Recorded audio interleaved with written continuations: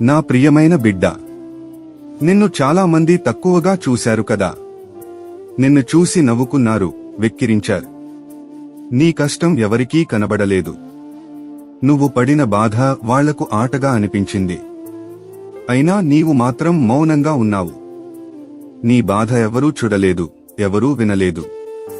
నీ మనసులో దేవుడా, నేను ఏమి తప్పు చేశాను అన్న ప్రశ్న ప్రతిరోజూ తిరుగుతూ ఉంది. కాని విను నా బిడ్డ, నేను నీ మౌన కేక విన్నాను. నీ కన్నీళ్లను గమనించాను. నువ్వు ఎప్పుడు ఏడ్చావో, ఎక్కడ ఆగిపోయావో నాకు అన్నీ తెలుసు. నిన్ను ఎగతాళి చేసిన వాళ్ళు మర్చిపోతారు, కానీ నేను మర్చిపోను. నీ హృదయం విరిగిపోయిన చోటే నేను నిన్ను నయం చేస్తాను.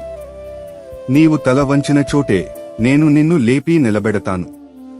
యెహోవా నిన్ను తలగా చేయును, తోకగా చేయడు. ద్వితీయోపదేశకాండము 28:13. నీ జీవితం ముగిసిందని వాళ్ళు అనుకున్నారు, కాని వాళ్లకి తెలియదు నేను ఇంకా నీ కోసం పని చేస్తున్నాను అని. నీ వెనుకపడిన దశ నీ ఎదుగుదలకు మొదటి పుట మాత్రమే. నువ్వు పడిన కష్టం వ్యర్థం కాదు. నీవు విత్తిన కన్నీళ్లు నీ భవిష్యత్తులో పంటగా మారతాయి. నీ అవమానం నీ గౌరవానికి విత్తనమవుతుంది. ఎవరూ నీ మీద నమ్మకం పెట్టుకోకపోయినా నేను నీలో ఉన్న విలువను చూస్తున్నాను. నిన్ను నేను గొప్ప పనులకు సిద్ధం చేస్తున్నాను. యెహోవా వినయులను లేపును. కీర్తనలు 147:6. ఇప్పుడు నీవు ఎదుర్కొంటున్న అవమానం రేపు నీ సాక్ష్యంగా మారుతుంది. నిన్ను తక్కువగా చూసిన వాళ్ల ముందే నేను నీ తల ఎత్తించెదను. నువ్వు ఇక వెనకడుగు వేయవద్దు నా బిడ్డ. నీ సమయం రానుంది. నీ స్థానం ఎత్తబడుతుంది. నిన్ను చూసి ఎగతాళి చేసిన వాళ్ళు నీ జీవితంలో నేను చేసిన మార్పును చూసి ఆశ్చర్యపోతారు. నీపై యెహోవా దయ చూపినప్పుడు నిన్ను చూసిన వారు ఆశ్చర్యపడుదురు. యెషయా 60:15. నువ్వు ఒంటరిగా ఉన్నట్టే అనిపిస్తుంది, కాని నేను నీతోనే ఉన్నాను.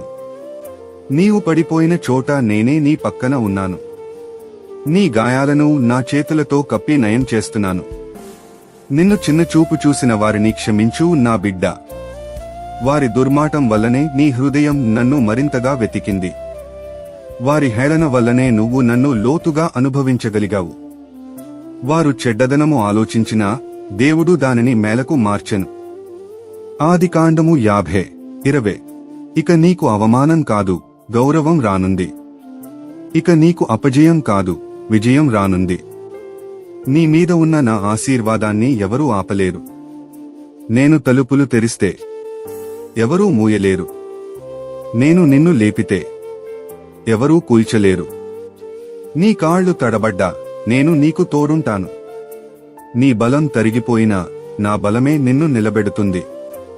నీ హృదయం విరిగిపోయినా అదే చోట నేను నా శాంతిని నింపుతాను. నువ్వు ఇక ఏడవకు నా బిడ్డ. నీ కన్నీళ్లు నా చేతుల్లో సురక్షితం. నీ కథ ఇంకా ముగియలేదు. ఇప్పుడే నేను కొత్త అధ్యాయాన్ని ప్రారంభిస్తున్నాను. నీ కడుగిన కన్నీళ్లు తుడిచెదను. ప్రకటన గ్రంథము 21:4. నిన్ను ఎవరూ గుర్తించకపోయినా నేను నిన్ను ఎంచుకున్నాను. నీ సాక్ష్యం ద్వారా అనేక మందికి ఓదార్పు ఇవ్వాలనుకుంటున్నాను. ఇప్పుడు నీవు మౌనంగా ఉన్న చోటే రేపు నీవు సాక్ష్యంగా నిలుస్తావు. నిన్ను ఎగతాళి చేసిన వారే రేపు నీ జీవితాన్ని చూసి నన్ను స్తుతిస్తారు. యెహోవా నీకు శత్రువులైన వారిని నీ ఎదుట ఓడగొట్టును. ద్వితీయోపదేశకాండము 28:7. నా బిడ్డ, నేను నిన్ను హెచ్చించెదను. నీ అవమానం గౌరవంగా మారుతుంది. నీ గాయాలు సాక్ష్యాలుగా మారుతాయి. నీ కన్నీళ్లు ఆశీర్వాద వానగా కురుస్తాయి. నీవు చిన్న ప్రాణివి కాదు. నీవు నా కళ్లలో అమూల్యమైన ప్రాణివి. నిన్ను గౌరవించేది నేనే. నిన్ను నిలబెట్టేది నేనే. నేను నిన్ను గౌరవించెదను. నిన్ను తక్కువ చేసిన వారిని చూచి నీవు సంతోషించెదవు. యెషయా 60:14. నా బిడ్డ, ఇప్పుడు నీవు మౌనంగా ఉండు. నేను నీ కోసం పనిచేస్తున్నాను. నీ దుఃఖం చివర కాదు, అది ఒక ఆరంభం. ఎందుకంటే నీ కథ నేను రాస్తున్నాను. ఆ కథ ఎప్పుడూ విజయంతోనే ముగుస్తుంది. నీ అవమానాన్ని గౌరవంగా మార్చేది నేనే. నిన్ను చూచి ప్రపంచం ఆశ్చర్యపడే రోజు దగ్గరలోనే ఉంది.